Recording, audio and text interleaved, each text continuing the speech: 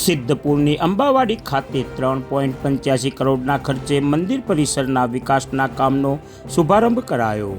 સિદ્ધપુર ખાતે ઔદિત્ય સહસ્ત્ર બ્રાહ્મણ સમાજની અંબાવાડીમાં શ્રી અંબાજી માતાજી પરિસર ખાતે સમાજને યાત્રિકોને અને દર્શનાર્થીઓને સુલભ સગવડતા માટે ગુજરાત સરકાર દ્વારા 3.85 કરોડની ગ્રાન્ટ ફાળવવામાં આવતા આજે મંદિર પરિસરમાં બ્રહ્મ સમાજના ભૂદેવો દ્વારા વેદોક્ત મંત્રોચ્ચાર સાથે વિકાસના કામોનો શુભારંભ કરવામાં આવ્યો।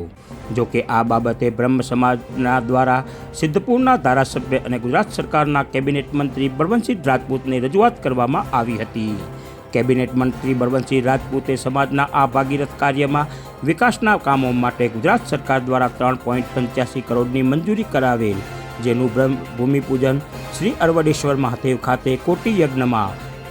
મુખ્યમંત્રી ભૂપેન્દ્રભાઈ પટેલ દ્વારા વર્ચ્યુઅલ કરવામાં આવ્યું હતું, જે અંતર્ગત આજ રોજ અંબાવાડી ખાતે મંદિર પરિસરમાં વિકાસના કામોનો લોક શુભારંભ કરવામાં આવ્યો। આ પ્રસંગે ઔદિત્ય સહસ્ત્ર બ્રાહ્મણ જ્ઞાતિના પ્રમુખ હિતેશભાઈ પાટીલ, નગરપાલિકા ઉપપ્રમુખ સોનલબેન ઠાકર, કારોબારી ચેરમેન રશ્મિનભાઈ દવે, મનીષભાઈ આચાર્ય, કૌશલભાઈ દવે સહિત પાલિકાના સદસ્યો સહિત બ્રહ્મ સમાજના આગેવાનો, મહિલા ઉત્કર્ષ મંડળની બહેનો સહિત નગરજનો મોટી સંખ્યામાં જોડાયા હતા। આજ રોજ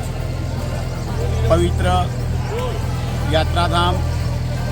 વિકાસ બોર્ડના માધ્યમથી અને રાજ્ય સરકારના સંપૂર્ણ સહયોગથી સિદ્ધપુર તાલુકા અને શહેરને આપણા ધારાસભ્ય શ્રી અને કેબિનેટ મંત્રી શ્રીમાન બલવંતસિંહજીના અથાગ પ્રયત્નો દ્વારા 32 કરોડની માતબર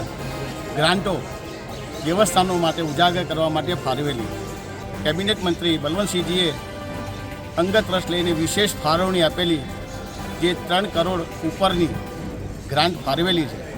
જેમાં 100/40નું અહીંયા સત્સંગ હોલ